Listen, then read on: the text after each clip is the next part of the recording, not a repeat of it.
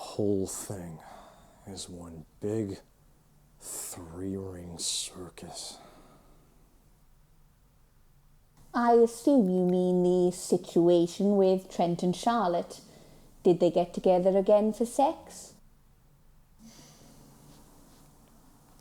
Last time we talked about how you came to know Mrs. Compton. It would seem that the two of you could simply fly an avoidance pattern. Don't you think I want to? If it weren't for her alternates, I wouldn't have anything to do with her at all. Please, she's just another soak-the-rich Democrat who only gets away with her antics because her parents are willing to pay for it.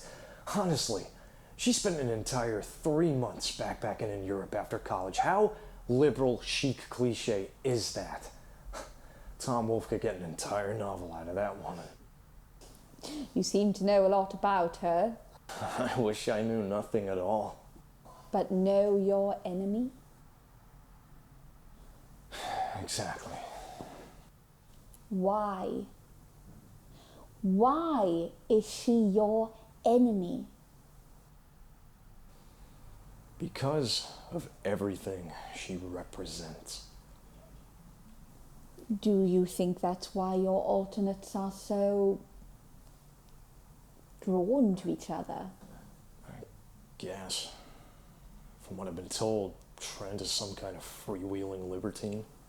And that's the place you go to when she calls to you. Why? I guess because a person like her so repulses me. Well, I was taught to look for the good in everybody. I guess Trent lets me see that, but he doesn't see Marcy. He sees Charlotte. Perhaps that's how the two of you see the best in each other.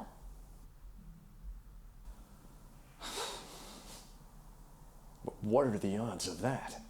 What are the odds that any two people will end up together? I don't know. I used to believe in love. I used to think that it was something that...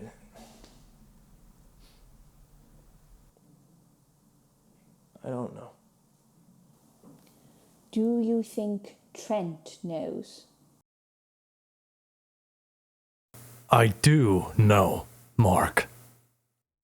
Ultimately, the great frustration of love is that it is a train that has no determined schedule.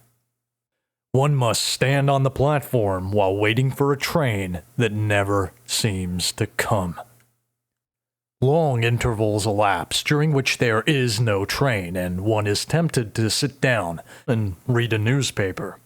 The problem is that when one does that, the train arrives, stops, opens its doors, closes them, and speeds away before anyone is able to get back up and step on board.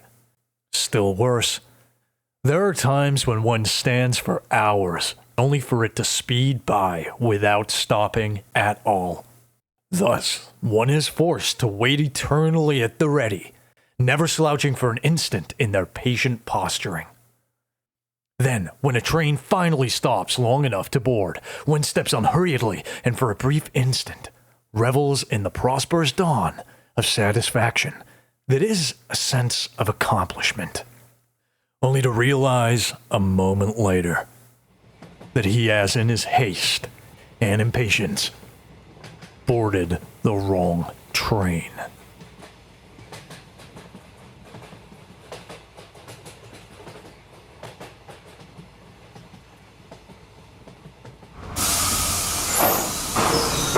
You don't understand this because you don't want to understand it. You don't want to accept the brief slither of truth that is love. So that slither of love is broken off of your mind and jammed back here in my realm, puncturing the amniotic sac of my womb and forcing me to compete for control of your shell. I'm incomplete, Mark.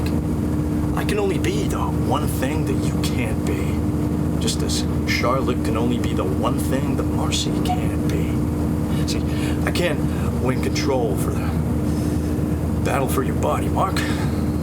I can only aim as high as possible and leave you in the best possible position But when I return control to you, see, I'm not Marcy or Charlotte's knight in shining armor, Mark. I'm yours.